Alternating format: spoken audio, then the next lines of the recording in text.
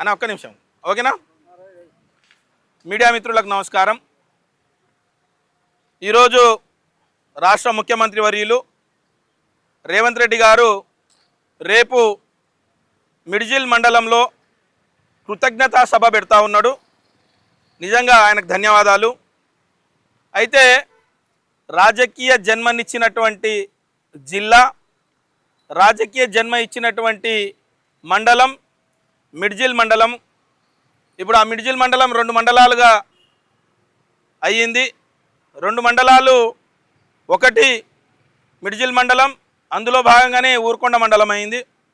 ఏదైతే 2006 సంవత్సరం నాడు జడ్పీటీసీగా మేమందరం, నేను ఆ ప్రాంత బిడ్డగా మేమందరం కలిసి రేవంత్ రెడ్డి గారికి ఇండిపెండెంట్గా గెలిపించినాం. ఆ రోజు గెలిపించడమే కాకుండా ఆయనకు తోడుగా నీడగా అక్కడ ఉన్నటువంటి యువకులు, పార్టీలకు అతీతంగా ఆనాడు పనిచేసినటువంటి వాళ్ళం మేమందరం కూడా ఈరోజు వివిధ రకాలుగా వివిధ పార్టీలో ఒక స్థాయిలో ఉన్నటువంటి వాళ్ళము. దురదృష్టం ఏంటంటే కృతజ్ఞత సభ పెడుతున్నాడు, చాలా సంతోషం. కానీ కృతజ్ఞత సభ పెట్టే ముందు అక్కడ ఉన్నటువంటి యువకులు, రైతులు, ఆ పట్టణ ప్రాంత ఆ గ్రామీణ ప్రాంతాలకు సంబంధించినటువంటి ఆ గ్రామాలు కానీ తాండాలు కానీ మిడ్జిల్ మండల పరిధిలో ఉన్నటువంటి ఊరుకొండ మండల పరిధిలో ఉన్నటువంటి గ్రామాలకు ఇప్పటికీ కూడా కనీస సౌకర్యాలు లేవు. రాష్ట్ర ముఖ్యమంత్రిగా మీరు అభివృద్ధి చెందిర్రు. ఏదైతే నీకు రాజకీయ జన్మ పెట్టిందో ఆ మిడ్జిల్ మండలం ఇంకా అభివృద్ధికి ఆమడ దూరంలో ఉంది. అందుకొరకే గౌరవ ముఖ్యమంత్రి గారికి రిక్వెస్ట్ చేస్తూ ఉన్నాం, రేపు మీరు జరగబోయే ఏదైతే కృతజ్ఞత సభ ఉందో ఆ కృతజ్ఞత సభలో మీరు ఆ మండలానికి ప్రత్యేక ప్యాకేజీ ఏమన్నా ఇస్తున్నారా? ఇవ్వకపోతే వెంటనే ఆ మండల పరిధిలో ఉన్నటువంటి అన్ని గ్రామాలకు కనెక్టివిటీ రోడ్డు, అన్ని తాండాలకు కనెక్టివిటీ రోడ్డు, అదేవిధంగా ప్రతి తాండాకు మంచినీరు, ప్రతి గ్రామానికి స్వచ్ఛమైన మంచినీరు, ప్రతి తాండాకి సంబంధించినటువంటి ఏవైతే అండర్ డ్రైనేజ్ మోరీలు కానీ ప్రతి ఒక్కటి కూడా పెట్టమని చెప్పేసి రిక్వెస్ట్ చేయడానికే ఈరోజు ఈ ప్రెస్ మీట్ ద్వారా మిమ్మల్ని తెలియజేస్తా ఉన్నాం. అదేవిధంగా నిన్ను గొప్పగా తయారు చేసినటువంటి ఏదైతే మిడ్జిల్ మండలం ఉందో ఆ మిడ్జిల్ మండలంలోని యువకులు ఈనాటికి కూడా ఉద్యోగాలు లేకుండా బాధపడతా ఉన్నారు. ప్రభుత్వ ఉద్యోగాలు ఏ రకంగా కూడా ఇస్తలేరు. కనీసం అక్కడ పరిశ్రమలు పెట్టి, రేపు మీరు ఆ ప్రాంతానికి వెళ్తున్నారు కాబట్టి కొత్త పరిశ్రమ ఏమైనా పెట్టి అక్కడ ఉన్నటువంటి యువతకు ఉద్యోగాలు ఇవ్వాలని చెప్పేసి విన్నవించుకుంటా ఉన్నాం. అదే రకంగా అక్కడ ఉన్నటువంటి తాండాలకు హెల్త్ సెంటర్లు లేవు. కనీసం డాక్టర్లు పోయి వాళ్ళకు గోళీ బిల్ల, మందు బిల్ల, జ్వరం బిల్లలు ఇచ్చే పరిస్థితి లేదు. కాబట్టి అక్కడ ఉన్నటువంటి తాండాలకు కానీ గ్రామీణ ప్రాంతాలకు కానీ కనీసం ఒక డాక్టర్లను మీరు అపాయింట్ చేయండి. ఏదైతే మీ జడ్పీటీసీ నామినేషన్ వేసినటువంటి నామినేషన్ పత్రాలు ఊరుకొండపేట అభయాంజనేయ స్వామి రేపు ఏదైతే ఏ గుడికైతే దర్శించబోతున్నావో ఆ గుడికి ఈ రోజు కూడా ఎలాంటి అభివృద్ధి జరగలేదు. ఆ గుడిని ఏదైతే అభయాంజనేయ స్వామి గుడి ఉందో ఆ గుడిని బ్రహ్మాండంగా తీర్చిదిద్దడానికి మీరు ముఖ్యమంత్రి స్థాయిలో ఆ గుడికి ఓ 50 కోట్ల రూపాయలు మంజూరు చేయమని చెప్పేసి రిక్వెస్ట్ చేస్తా ఉన్నా. ఆ ప్రాంత బిడ్డగా ఆనాడు నీతో కలిసి అడుగులో అడిగేసినాం. ఆ రోజు కష్టాలు, సుఖాలు, ఇబ్బందులన్నీ కూడా మేము చూసినటువంటి వాళ్ళం.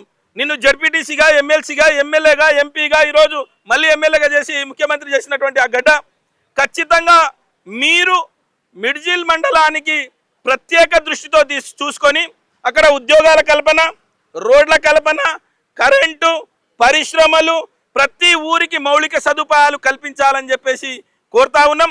ఇది కూడా మీ మాటలు ఎట్లంటే గతంలో రైతు బంధులాగా కాకుండా, రైతు రుణమాఫీలాగా కాకుండా అక్కడ ఉండేటువంటి అభయాంజనేయ స్వామికి గతంలో ఆ దేవుళ్ళను తిట్టి ఆ దేవుళ్ళని అందరి మీద ఒట్లేసి ఏదో రకంగా అయితే మోసం చేసినావో ఆ మిడ్జిల్ మండల ప్రాంత ప్రజలకు మోసం చేయకుండా అభయాంజనేయ స్వామికి కూడా ఆ గుడి అభివృద్ధి కొరకు మీరు పాటుపడాలని, రేపు మీరు ఆత్మీయులతో కలిసి ఏదైతే చేయబోతున్నటువంటి ఈ కార్యక్రమాన్ని నీ ఎంట నడిచినటువంటి ఆత్మీయులకు కూడా మీరు ఖచ్చితంగా వాళ్ళకు కూడా మీ దిశ వైపుకు తీసుకుపోవాలని చెప్పేసి మేము రిక్వెస్ట్ చేస్తా ఉన్నాం. ఖచ్చితంగా ఒక 1000 కోట్ల రూపాయలతోటి మిడ్జిల్ మండలానికి ఒక ప్యాకేజీ ప్రకటించాలని చెప్పేసి ఈరోజు ఉస్మానియా యూనివర్సిటీ ఆర్ట్స్ కళాశాల నుంచి మిమ్మల్ని వేడుకుంటున్నాం. ఖచ్చితంగా ఏదైతే ఎన్నికల వాగ్దానాలు లాగా కాకుండా ఆ ప్రాంతం నిన్ను ముఖ్యమంత్రి వరకు తీసుకుపోయే వరకు నీ ఎంట ఉంది కాబట్టి ఆ ప్రాంతానికి నీతిగా నిజాయితీగా ఈరోజు అక్కడ పడుతున్నటువంటి యువకులు బాధపడుతున్న రైతులు కానీ మహిళలు కానీ దళితులు కానీ ఎస్సీలు కానీ ఎస్టీలు కానీ బీసీలు కానీ ఈరోజు ఆ రోజు నేను ఎంత ఉండి గెలిపించినటువంటి వాళ్లకు అభివృద్ధి పథంలో ముందుకు తీసుకోపోమని మాత్రమే మిమ్మల్ని కోరుతా ఉన్నాం. గిరిజన ఎమ్మెల్యేలు బస్ యాత్ర చేస్తూ ఉన్నారు. గిరిజన ఎమ్మెల్యేలకు నిజంగా సిగ్గు శరము లేదనుకుంటున్న కాంగ్రెస్ గిరిజన ఎమ్మెల్యేలకు వాళ్ళకు ప్రతి తాండా ప్రజలు చీ కొడతా ఉన్నారు, చెప్పులు చూపిస్తూ ఉన్నారు. మీ పాలన వద్దురా నాయన, మీరు తాండాకు ఒక్క ఇందిరమ్మ ఇల్లు ఇవ్వలేదు, మీరు ఒక్క ఉద్యోగం ఇవ్వలేదు, మీరెందుకు మా తాండాలలో తిరుగుతున్నారు? కాంగ్రెస్ పార్టీ వచ్చిన తర్వాత ST declaration Chevella SC declaration ఏదైతే ఉందో ఆ డిక్లరేషన్లో ఒక్క హామీ కూడా అమలు చేయలేదు. ఒక్క ఊరికి మీరు పిల్లలు ఏదైతే 10th పాస్ అయితే 10,000, ఇంటర్ పాస్ అయితే 15,000, డిగ్రీ పాస్ అయితే 25,000, పీజీ పాస్ అయితే ₹1,00,000, పిహెచ్డి పాస్ అయితే 5 లక్షల రూపాయలు ఇస్తామని చెప్పేసి ఆ రోజు మాట్లాడారు. అదే రకంగా ఎస్సీ బ్యాక్లాగ్ పోస్టులు నింపుతా అన్నారు. ప్రతి తాండాకు ఇంద్రమ్మ ఇళ్ళు అన్నారు. ఏవి చేయకపోరా ఈరోజు ఏం చేస్తున్నారంటే కాంగ్రెస్ బస్ యాత్ర చేస్తూ ఉన్నారు. దురదృష్టవశాత్తు ఏంటంటే ఈరోజు సీతక్క గారు ముఖ్యమంత్రి గారిని పోయి కలిసింది. ఆదివాసి సంబంధించినటువంటి ఆ బిడ్డలకు మాకు ప్రతి నియోజకవర్గానికి 3,000 ఇళ్ళు కావాలని చెప్పేసి ఏదైతే ఆదివాసికి సంబంధించిన ఎమ్మెల్యేలను తీసుకుపోయి కలిసింది. కానీ ఒక్క గిరిజన ఎమ్మెల్యే కూడా ముఖ్యమంత్రి గారికి గెలవలేదు. వీళ్ళకి ఇంద్రమ్మ ఇల్లులు అవసరం లేదా? తాండాలకు ఇంద్రమ్మ ఇల్లులు అవసరం లేదా? ఈ సన్నాసులు ఏడ ఉన్నారు? మరి గిరిజన శాసనసభ్యులు సన్నాసులు మీకు కనీసం మీ ఊర్లకు మీ నియోజకవర్గాలకు ఇంద్రమ్మ ఇల్లులు కూడా తీసుకోపోలేని పరిస్థితిలో ఉన్నారా? ఒక్క ఉద్యోగం ఇప్పించలేని పరిస్థితిలో ఉన్నారా? అందుకొరకు ప్రతి తాండా చీత్కరిస్తుంది. ఈరోజు అడ్డం పడుతున్నారు. ఆ బస్సు ఎటు పోతా ఉంటే బస్సు యాత్ర చేస్తున్నటువంటి బస్సు ఎటు పోతే లంబాడి ప్రజలు యువకులు మహిళలు చెప్పులు తీసుకొని చూపిస్తున్నారు. Go back go back go back, bus యాత్ర వద్దు మాకని చెప్పేసి. అయినా వీళ్ళకి సిగ్గు శరం లేకుండా ఇంకా బస్ యాత్ర చేస్తూ ఉన్నారు. ప్రజలు చీత్కరించిన వీళ్ళని ఎంత తిట్టినా ఇంకా బస్ యాత్ర చేస్తున్నారు. నిజంగా మీరు బస్ యాత్ర చేయాలంటే మీ యొక్క నియోజకవర్గాల్లో ఏదైతే మహబాద్లో మన రామచంద్ర నాయక్ గారు, డోర్నకల్లో మురళీ నాయక్ గారు, దేవరకొండలో బాలు నాయక్ గారు, ఇట్లా గిరిజన ప్రాంతాలలో మీ ఏరియాలలో అభివృద్ధి చేసి మైదాన ప్రాంతాలకు రండి. మీకు సిగ్గుశరం లేకుండా, మీకు కనీస అవగాహన లేకుండా ఈరోజు కావాలని చెప్పేసి బస్ యాత్ర చేస్తూ ఉన్నారు. ఇది మంచి పద్ధతి కాదు. మీరు గిరిజనులకు ఇచ్చిన హామీని వెంటనే ఇవ్వాలి. మీరు వెంటనే ముఖ్యమంత్రిని కలిసి ప్రతి ఊరికి ప్రతి తాండాకు ఇంద్రమ్మ ఇల్లులు వచ్చే విధంగా పని చేయకపోతే చివరికి మీరు చెప్పు దెబ్బలు తింటారని చెప్పేసి హెచ్చరిస్తా ఉన్నాం. జీరో, ఎక్కడ కూడా బస్ యాత్ర లేదు. గాంధీ భవన్ నుంచి స్టార్ట్ అయినటువంటి బస్ యాత్ర గాంధీ భవన్ దగ్గర అడ్డుకున్నారు. గిరిజన ప్రజలు గాంధీ భవన్ నుంచే బయటికి రాలేదు.